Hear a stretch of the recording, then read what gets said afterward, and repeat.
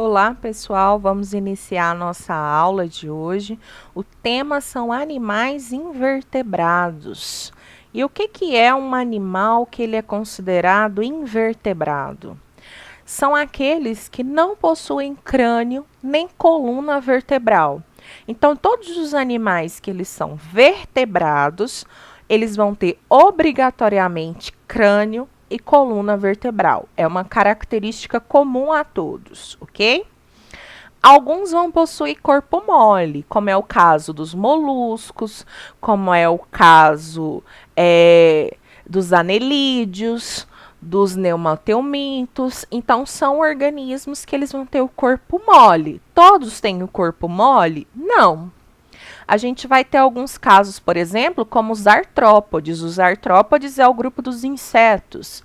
Eles vão possuir um exoesqueleto. O que é um exoesqueleto? Um esqueleto externo. O nosso organismo, a gente tem um esqueleto interno. No caso dos artrópodes, esse esqueleto ele é externo. E qual que é a função desse esqueleto externo? Ele tem a função de sustentação, ele facilita a locomoção e ele protege o organismo do inseto contra choques mecânicos, contra a desidratação. Esses animais invertebrados, eles são divididos em filos. Lembra lá quando a gente estudou no comecinho do ano? Que a gente tem o reino, o filo, a classe, a ordem, o gênero e a espécie.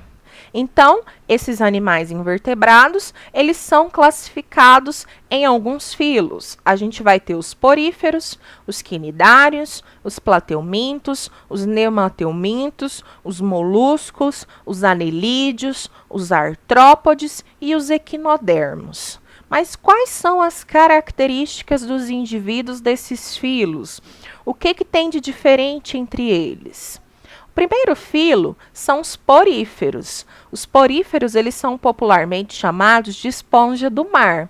Muita gente acha que as esponjas são vegetais, mas na verdade não, elas são animais e, curiosidade, são animais sésseis. O que significa sésseis? Que eles vivem grudados em um substrato que eles não são capazes de se locomover. Então, eles ficam paradinhos a vida inteira, eles não se locomovem. A principal característica dos poríferos, por isso o nome, eles são cheios de poros. Como eles não conseguem se locomover, eles não buscam alimento ativamente, eles não conseguem caçar. Então, a água, a correnteza vai levar essa água e a água vai passar pelos poros. E os poros vão filtrar o alimento, eles vão se alimentar do plâncton. E eles se alimentam desse jeito. Eles podem apresentar vários formatos, várias cores, tem uma infinidade de formas de poríferos, ok? O outro grupo é dos quinidários. As águas-vivas, elas são quinidários. São organismos pluricelulares, aquáticos e marinhos. Eles vão ter uma estrutura, umas células no tentáculo que tem um espinho e produz uma substância urticante que causa coceira, que causa queimadura. Essa substância tóxica, ela é usada para caça, então ele vai paralisar a presa com essa substância tóxica e também serve para defesa. Muita gente costuma sofrer queimaduras em praias por água viva. Então, ela encosta acidentalmente na água viva e ela sofre uma queimadura muito dolorosa. É por causa dessa substância química que a água viva libera, tá? São só as águas vivas que são do reino do filo dos quinidários? Não. A gente também tem as anêmonas, ok? Então, os quinidários, ele é formado por esse grupo, anêmonas e águas vivas. E eles possuem essas características em comum. O próximo filo são dos plateumintos. Os plateumintos são os vermes achatados. Quem já ouviu falar na famosa solitária, a lombriga solitária? Ela é um exemplo de plateuminto. Eles se desenvolvem na água, mas eles podem também apresentar vida livre. O que é vida livre? Eles podem viver na terra, desde que essa terra ela esteja úmida. E a gente vai ter plateumintos de poucos centímetros de comprimento até plateumintos com metros de comprimento, que é o caso da tênia, a solitária, que ela pode chegar a mais de 1 metro de comprimento. Na cabeça estão localizadas as estruturas sensoriais. Estruturas sensoriais é como elas vão perceber o ambiente. E elas apresentam um sistema digestório incompleto. O que quer dizer isso, sistema digestório incompleto? Um animal que ele tem um sistema digestório completo, ele vai ter boca e ânus. Um animal que ele não tem, é incompleto, ele não vai ter o ânus, ele vai ter só a boca, ok? Os exemplos mais comuns que a gente tem desse animal é a tênia, como eu falei para vocês antes, e os esquistossomos. Essa figura aí está representando um esquistossomo. O próximo filo é os dos neumateumintos. A gente lembra lá da lombriga, que é um representante. Eles são vermes com corpo cilíndrico.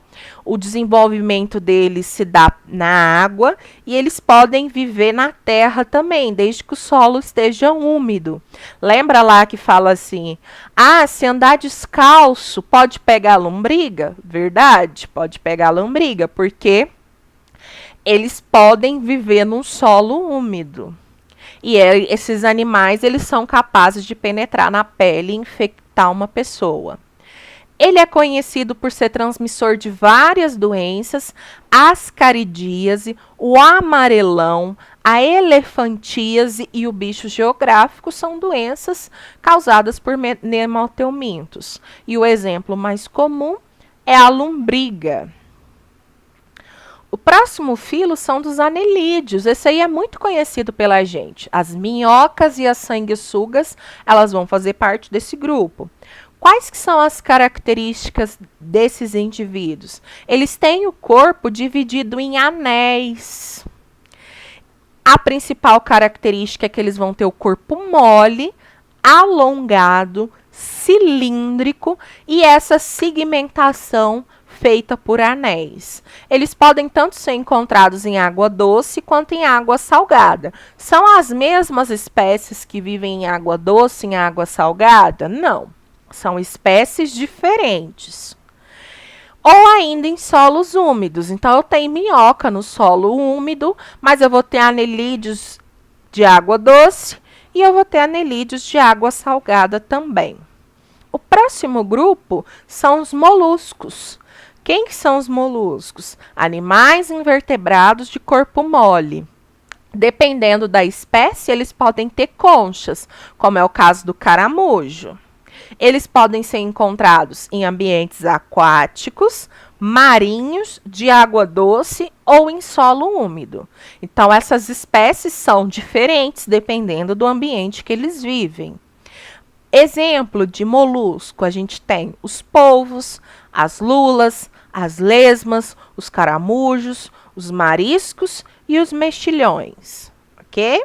É um grupo muito comum. Os equinodermos é a famosa estrela do mar. Esse grupo, ele é exclusivamente marinho. Ele tem um corpo simétrico, quer dizer que as partes elas são iguais. As suas partes são distribuídas em forma de circunferência, então ele tem uma simetria radial. O formato e o tamanho é variado. Eles vivem sozinhos, isolados e fixos a um substrato. Então, eles se apoiam em uma rocha, no solo, em algum lugar ele se apoia. Exemplos de equinodermos, a gente vai ter o pepino do mar, as estrelas e os ouriços do mar. Então, são todas espécies marinhas. Ok, pessoal? Espero que vocês tenham gostado da aula. Se tiverem alguma dúvida, na próxima aula a gente